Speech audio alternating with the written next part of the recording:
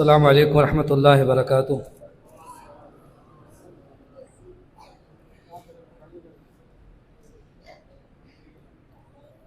الحمد للہ رب العالمین والعاقبۃ للمتقین والصلاة والسلام علی اشرف الانبیاء والمرسلین نبینا محمد وعلی آلہ وصحبہ اجمعین ومن تبعهم بإحسان إلى يوم الدين، أما بعد فأعوذ بالله السميع العليم من الشيطان الرجيم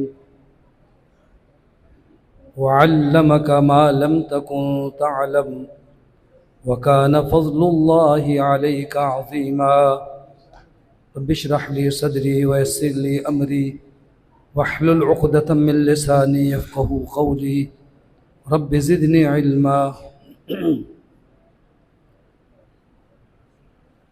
میرے عزیز طلباء کے لیے مجھے نصیحت کے لیے کہا گیا ہے۔ سب سے پہلے تو یہ تمام خوش نصیب افراد ہیں جنہیں اللہ نے ادارے سے، دینی مدرسے سے وابستگی کی سعادت عطا فرمائی ہے۔ یہ آپ کا، آپ کے والدین کا یا اساتذہ کا انتخاب نہیں ہے، بلکہ اللہ کا انتخاب ہے۔ اللہ نے آپ کو چن لیا، اللہ نے آپ کو دوسرے لوگوں سے ممتاز کیا، دین کی سعادت اور دین کے ساتھ وابستگی کی توفیق عطا فرمائی۔ اتنی بڑی سعادت ہے، لوگ آج عزت کی تلاش میں مال اور عہدے اور اقتدار کے پیچھے دوڑ رہے ہیں، لیکن آپ نے دیکھا کل جو اقتدار میں تھے آج سلاخوں کے پیچھے ہیں، کل جو سلاخوں کے پیچھے یا جلا وطن تھے آج وہ اقتدار میں ہیں۔ یہ تو آنکھ مچولی ہے، یہ اصل عزت نہیں ہے۔ عزت، رفعت دو قسم کے لوگوں کے لیے قرآن میں اللہ نے ذکر فرمایا ہے۔ ان العزت للہ جمیعا، غلبہ تو سب اللہ کے اختیار میں ہے۔ کس کس کے لیے ہے؟ فللہ العزت ولرسولہ وللمؤمنین، اللہ کے لیے ہے، اللہ کے رسول کے لیے، ایمان والوں کے لیے۔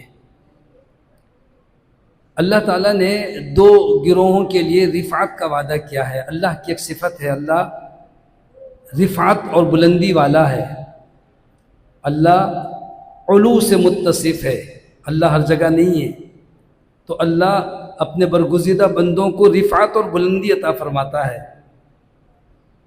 وَإِذَا قِيلَ انشُزُوا فَانشُزُوا يَرْفَعِ اللَّهُ الَّذِينَ آمَنُوا مِنكُمْ وَالَّذِينَ أُوتُوا الْعِلْمَ دَرَجَاتٍ، اہل علم میں اور اہل ایمان میں عز و انکساری ہوتی ہے۔ آداب مجلس کا تذکرہ کرتے فرمایا اگر کہا جائے اٹھ جاؤ، اٹھ جاؤ، اگر کہا جائے کشادگی پیدا کرو تو کوئی بات نہیں، ذرا پیچھے ہٹ جاؤ۔ اللہ تم میں سے اہل ایمان اور اہل علم کو رفعت و بلندی عطا فرمائے گا۔ یاد رکھیں، جس منصب پر، جس عہدے پر اللہ تعالیٰ نے آپ کو رکھا ہے، دنیا کا کوئی بڑے سے بڑا عہدہ اس کا مقابلہ نہیں کر سکتا۔ امام قیس کہتے ہیں کہ میں ایک دفعہ مسجد میں حاضر ہوا تو زید بن ثابت رضی اللہ تعالیٰ عنہ تشریف فرما تھے، میں نے ان سے ایک مسئلہ پوچھنا تھا۔ جب میں ان کے قریب گیا کہ مجھے مسئلہ بتائیے تو انہوں نے اشارہ کیا کہ جب تک ہم میں فلاں بزرگ موجود ہے کسی کے پاس نہ جایا کرو۔ وہ کہتے ہیں کہ میں ان کے پاس چلا گیا، لیکن اس سے پہلے انہوں نے اس کی وضاحت کی کہ جانتے ہو یہ کون ہے؟ جناب ابو ہریرہ رضی اللہ تعالیٰ عنہ ہیں، اور اس وجہ سے میں ان کے پاس بھیج رہا ہوں کہ ایک دفعہ ہم 3 افراد تھے، زید بن ثابت، انصار کا ایک اور فرد اور یہ جناب ابو ہریرہ، اور ہم مسجد میں بیٹھے ذکر اذکار اور دعا میں مصروف تھے کہ رحمت عالم صلی اللہ علیہ وسلم تشریف لے آئے. ہم خاموش ہو گئے. آپ نے فرمایا نہیں، تم ذکر اذکار اور دعا میں مصروف رہو. ہم نے جب آپ نے ہمیں حکم دیا تو ہم مصروف ہو گئے. چنانچہ باری باری ہم نے دعا کی اور رسول اللہ صلی اللہ علیہ وسلم اس پر آمین فرما رہے تھے. سیدنا زید کہتے ہیں کہ میں نے دعا کی جو اللہ تعالیٰ نے دل میں بات ڈالی، اور نبی کریم صلی اللہ علیہ وسلم نے فرمایا آمین آمین. پھر انصاری ساتھی کی باری آئی، اس نے بھی دعائیں کی، اس پر بھی نبی کریم صلی اللہ علیہ وسلم نے آمین آمین فرمایا. پھر باری تھی جناب ابو ہریرہ کی. ذرا رفعت دیکھیں کیسے حاصل ہوتی ہے. جناب ابو ہریرہ رضی اللہ عنہ نے بہت ساری دعاؤں میں اپنا وقت صرف نہیں کیا. کمال دیکھیں، مختصر سے جملے میں کہتے ہیں اے اللہ میرے 2 ساتھیوں نے جو کچھ مانگا ہے مجھے بھی عطا کر دے. ایک جملے میں سب کچھ مانگ لیا، اور اگلی دعا یہ کی کہ اللہم انی اسألک علما لا ینسا.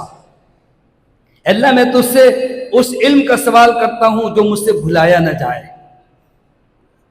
کہتے ہیں جب یہ دعا کی اور نبی کریم صلی اللہ علیہ وسلم نے فرمایا آمین تو میرے دل میں خواہش پیدا ہوئی. میں نے کہا اللہ کے رسول صلی اللہ علیہ وسلم یہ دعا میں بھی کرنا چاہتا ہوں. آپ نے فرمایا کہ دیکھو بھائی، تم پر سبقک الغلام الدوسی، دوسی نوجوان لڑکا سبقت لے گیا، اس نے جو مانگنا تھا مانگ لیا ہے. یہ ہے عظمت، یہ ہے رفعت کہ دنیا کی دعاؤں میں مصروف نہیں ہوئے، وہ مانگا جس کے حصول کے لیے آپ یہاں پر آئے ہیں.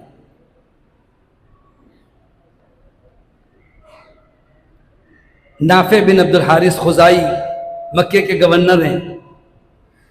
کہتے ہیں کہ میں کسی کام سے عصفان مقام تک گیا تو وہاں امیر المومنین عمر کا بھی گزر ہوا.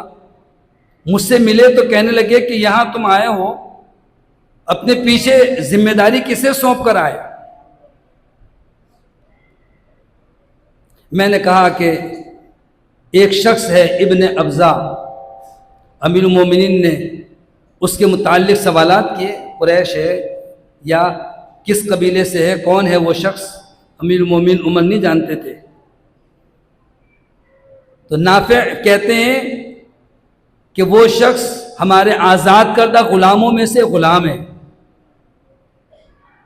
جناب عمر رضی اللہ عنہ کہتے ہیں کہ کمال کر دیا تم نے بھی، پورے مکے کی سرزمین پر جس کو تم نے ذمہ داری سونپی، اپنا نائب اور خلیفہ بنایا، وہ ایک غلام کو، ایک آزاد کردہ غلام کو یہ کیوں کیا؟ تو جواب میں نافع کہتے ہیں کہ اس میں 2 خوبیاں ہیں. نمبر 1 تو هو اعلم بکتاب اللہ، اقرأ بکتاب اللہ، اعلم بالفرائض. کتاب اللہ کو بہت زیادہ پڑھنے والا اور فرائض کو خوب جاننے والا ہے. جناب عمر رضی اللہ عنہ کہتے ہیں اگر یہ بات ہے تو پھر واقعی میں نے محمد الرسول اللہ صلی اللہ علیہ وسلم سے حدیث سنی ہے. صحیح مسلم کی حدیث ہے کہ ان اللہ یرفع بهذا الکتاب اقواما ویدع به آخرین. اللہ اس کتاب کے ذریعے سے کچھ لوگوں کو رفعت و بلندی عطا فرمائے گا، اور اس کتاب کی وجہ سے، اسے ترک کرنے کی وجہ سے، نظر انداز کرنے کی وجہ سے، اس پر عمل نہ کرنے کی وجہ سے، اس کی تلاوت نہ کرنے کی وجہ سے، حفظ کر کے بھلانے کی وجہ سے، حفظ کر کے پڑھتے رہتے ہیں طوطے کی طرح، نہ سمجھنے سے، عمل نہ کرنے کی وجہ سے، اس کے ساتھ بے وفائی، اس کے ساتھ غداری کرنے کی وجہ سے، اس قرآن سے اعراض کرنے کی وجہ سے اللہ کچھ لوگوں کو پست کر دے گا. سچ کہا کہ وہ معزز تھے زمانے میں مسلمان ہو کر، اور آج ہم خوار ہیں تارک قرآن ہو کر. تو میرے عزیز طلبہ، رفعت اور بلندی مال میں نہیں ہے. رحمت عالم صلی اللہ علیہ وسلم نے فرمایا کہ دنیا مچھر کے پر کے برابر ہوتی تو کسی کافر کو اللہ 1 گھونٹ پانی بھی نہ دیتا. دنیا کی کوئی حیثیت نہیں، اس کے پیچھے نہ جانا، یہ تو ملے گی ہی ملے گی. لیکن عزت اور رفعت جس اللہ تعالیٰ نے جس چیز میں رکھی ہے وہ ایمان، اور پھر اس کے بعد علم. ایمان تو عام ہے، اس کے بغیر تو کوئی بھی عمل قابل قبول نہیں ہے، لیکن اس کے بعد جو اللہ تعالیٰ نے علم کے ساتھ وابستگی کی سعادت عطا کی ہے، بڑی خوش نصیبی کی بات ہے۔ یہ محمد الرسول اللہ صلی اللہ علیہ وسلم نے فرمایا اللہ کا انتخاب ہے، من یرید اللہ بہ خیرا یفقہہ فی الدین۔ یہ نہیں کہا کہ جو دین کی سمجھ حاصل کرے اللہ اسے اچھا کر دیتا ہے، بلکہ اللہ جس کے ساتھ خیر کا ارادہ کرتا ہے دین کی سمجھ عطا کرتا ہے۔ اس کے لیے جد و جہد کی ضرورت ہے، محنت کی ضرورت ہے، اس علم کی اور علم کے ساتھ وابستہ تمام اشیاء کی قدر کرنے کی ضرورت ہے، نہ صرف کتابوں کی، نہ صرف اساتذہ کی، بلکہ عمارت کی، دروازوں کی، کھڑکیوں کی، تپاہیوں کی، ایک ایک چیز کی قدر اور ان سے محبت کریں جس کی وجہ سے آپ علم حاصل کر رہے ہیں۔ یاد رکھیں اگر ان میں سے کسی چیز کی آپ نے توہین کی، ناقدری کی، یہ علم بڑا نازک ہے، یہ بہت آہستگی سے نکل جائے گا، پلے میں کچھ نہیں رہے گا۔ اس علم کے لیے اس بات کی ضرورت ہے کہ آپ قدر کرنے والے بن جائیں اور کوشش کریں علماء کی شان وہ ہو، یہ طلباء کی وہ عادتیں ہوں جو محمد الرسول اللہ صلی اللہ علیہ وسلم نے حصول علم کے لیے صحابہ کو اور بالخصوص جناب ابو ہریرہ کو سکھائی۔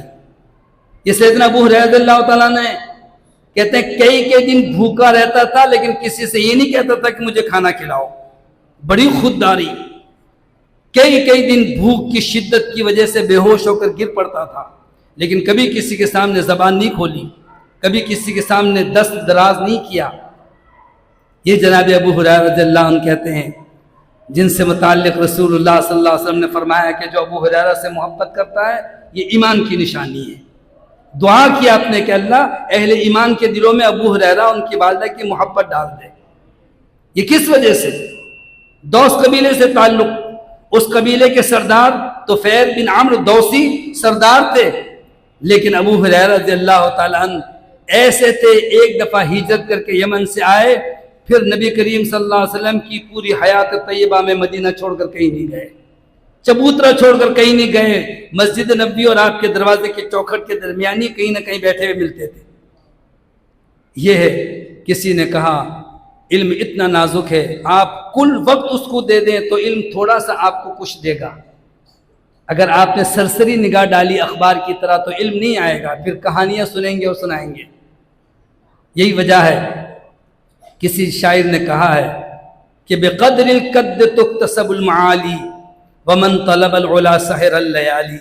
مشقتوں کی مقدار میں بلندیاں حاصل ہوتی ہیں، اور عزیز طلباء اگر محنت چاہتے ہیں، مشقت کرنا چاہتے ہیں تو راتوں کو جاگ کر محنت کریں کہ اس وقت کا پڑا ہوا پتھر کی لکیر ہوا کرتا ہے۔ اللہ اس علم کو ہم سب کے لیے نافع بنائے، اور جس عظیم ہستی کی نسبت سے یہ ادارہ ہے، اللہ ان جیسے علماء، ان جیسے خطباء اور ان جیسے محقق ہماری جماعت میں پیدا فرمائے رہتی دنیا تک، تاکہ یہ ادارہ اور اس سے وابستہ لوگ دنیا کو فیض پہنچاتے رہیں۔ اقول قولی ھذا واستغفر اللہ لی ولکم ولسائر المسلمین واستغفروہ انہ هو الغفور الرحیم۔